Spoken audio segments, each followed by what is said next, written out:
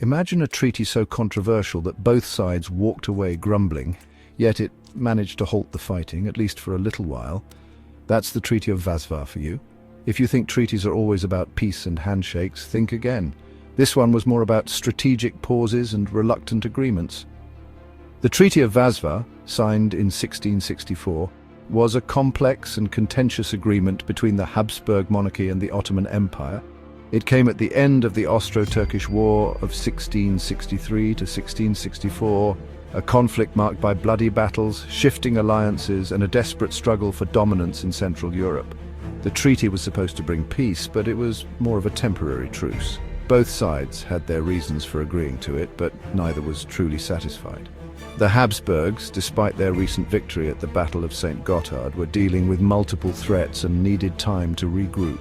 The Ottomans, on the other hand, were eager to consolidate their gains and avoid further losses. The negotiations were tense and fraught with disagreements.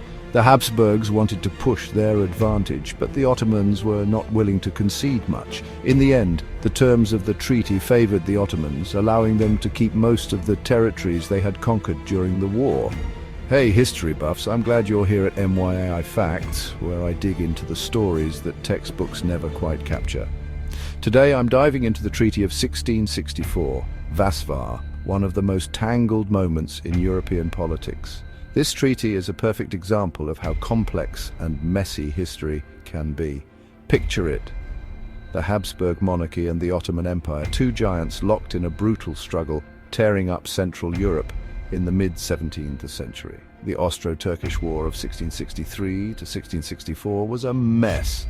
Bloody battles, shifting alliances, and neither side really coming out on top. Everyone wanted peace, but nobody wanted to look weak. The war had taken a heavy toll on both sides. The Habsburgs were stretched thin, dealing with internal conflicts and external threats. The Ottomans, while powerful, were also facing challenges on multiple fronts. Both sides were exhausted and in desperate need of a break. The Austro-Turkish War of 1663 to 1664 was a mess. Bloody battles, shifting alliances, and neither side really coming out on top. The war had seen significant battles, such as the Battle of St. Gotthard, where the Habsburgs managed to secure a decisive victory. However, this victory did not translate into a clear advantage in the peace negotiations. Everyone wanted peace, but nobody wanted to look weak. The negotiations were a delicate balancing act, with both sides trying to secure the best possible terms without appearing to capitulate. The Habsburgs, despite their victory, were wary of overextending themselves. The Ottomans, while willing to negotiate, were determined to hold on to their gains. So the diplomats got to work. The negotiations were long and arduous, with both sides making concessions and demands. The Habsburgs were particularly concerned about the threat from other European powers and needed to secure their eastern borders. The Ottomans, meanwhile, were focused on consolidating their control over the territories they had captured.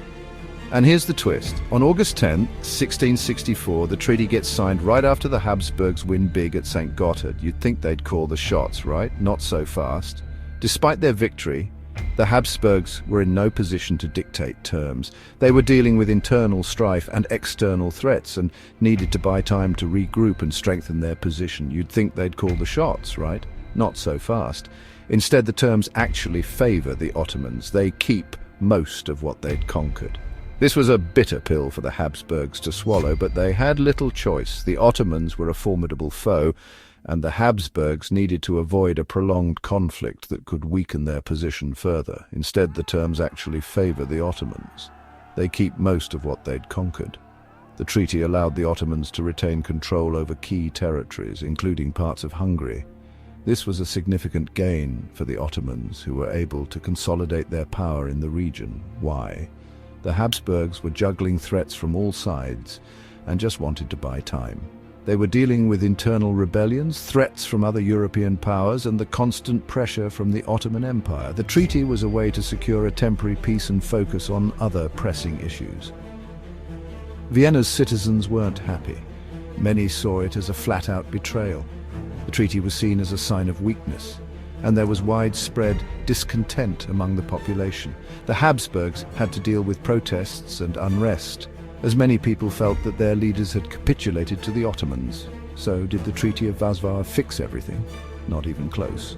The treaty was a temporary solution, a band-aid on a much larger wound. It did not address the underlying issues that had led to the war, and it left many questions unresolved. The borders remained contentious, and the balance of power in Europe was as fragile as ever. It was a band-aid at best. Europe's balance of power stayed as shaky as ever, and the seeds for more wars were quietly planted. The treaty did not bring lasting peace, and the tensions between the Habsburgs and the Ottomans continued to simmer. The stage was set for future conflicts as both sides continued to vie for dominance in the region. If you enjoyed diving into this slice of history, hit like and subscribe to MYAI Facts for more stories that shaped our world. History is full of complex and fascinating stories, and there's always more to learn.